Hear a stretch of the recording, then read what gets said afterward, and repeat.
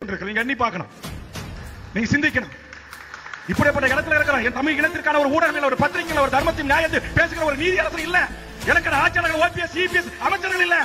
கொசு எப்படிதான் வந்ததுன்னா டெல்லியில இருந்து ஏசி பஸ்ல வந்துச்சு, ஏசி ட்ரெயின்ல வந்துச்சு சொல்லக்கூடிய அமைச்சர்களை பெற்றிருக்கிறோம். எப்படி ஆட்சி நீர் ஆவியா போதுன்னா அதை தடுக்கிறதுக்கு தெர்மாகோலை கண்டுபிடிக்கிற அமைச்சர்களை நாம் பெற்றிருக்கிறோம்.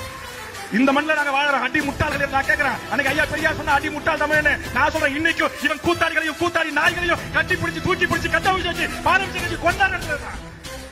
உண்மையான எங்கள் தமிழரசுடைய வாரிசாக இருக்கின்ற இன்னைக்கு தமிழ் தேசத்துடைய தம்பிமார்கள் தமிழரசனை இன்னைக்கு மஞ்சள் சட்டில பணியில தாங்கி வந்து நிக்கிறான தமிழரசு யாருன்னு இந்த நாட்டில் இருக்கிற இந்த கூத்தாடி கும்பலுக்கு தெரியுமா?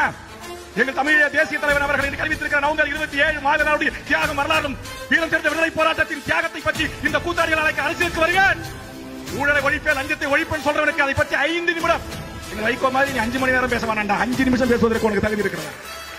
என் நாட்டுடைய விவசாய பூமியுடைய பண்பாடு, கலாச்சாரம், நாகரிகம், இந்த மாவட்டத்தில் எத்தனை ஆறுகள் ஓடுகிறது, எத்தனை கனிம வளங்கள் இருக்கிறது, என்ன என் இயற்கை உணவு என்ன, மண்ணில் விளைகிறது, பூமியில் விளைகிறது, செடியில என்று தெரியாதவர்களை தூக்கி வச்சு கொண்டாடுகிற ஒரு மனிதர் கூட்டமாக, ஒரு மாட்டு மந்தை கூட்டமாக, ஒரு ஆட்டு மந்தை கூட்டமாக மாறிக்கொண்டிருக்கிறது.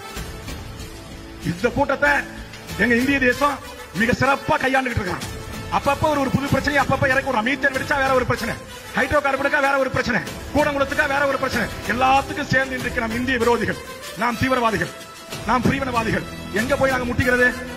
ஆக இந்த தேசம் எங்களை ஒடுக்குகிறது, இந்த தேசம் எங்களை நசுக்குகிறது, இந்த தேசம் எங்கள் வாழ்வுரிமையை முற்றுமுழுமாக பறிக்கிறது. கல்வி உரிமை, வேலை வாய்ப்பு உரிமை, பண்பாட்டு உரிமை, கலாச்சார உரிமை,